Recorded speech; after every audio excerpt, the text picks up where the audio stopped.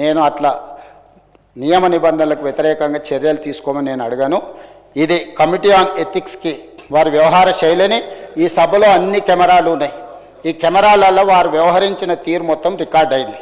ఈ అన్ని ఆధారాలను ఈరోజు ఈ సభ ద్వారా మోషన్ మూవ్ చేసి లెజిస్లేటివ్ అఫైర్స్ మినిస్టర్ ఆ ఎథిక్స్ కమిటీకి మీరు రెఫర్ చేసి ఎథిక్స్ కమిటీ ఇచ్చే రికమెండేషన్స్ మీద పాడి కౌశిక్ రెడ్డి గారి మీద చర్యలు తీసుకోవాల్సిందిగా ఆ కమిటీని కూడా, ఇప్పుడు కమిటీ లేదని వారు చెప్పారు, సమయానికి బాగా గుర్తు చేశారు అధ్యక్ష.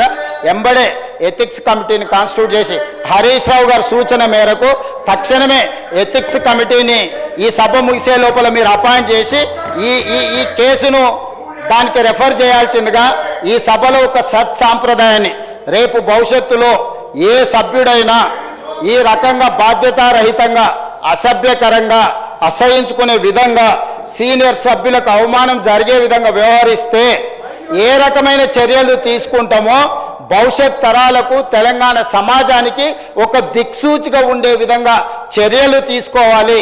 దయచేసి మళ్ళొక్కసారి నేను తమరికి విజ్ఞప్తి చేస్తున్న అధ్యక్ష సభానాయకుడిగా బీఆర్ఎస్ శాసనసభ్యులు సీట్లలో కూర్చొని సహకరిస్తే తమరి విజ్ఞప్తి మేరకు సభలో కొనసాగించండి.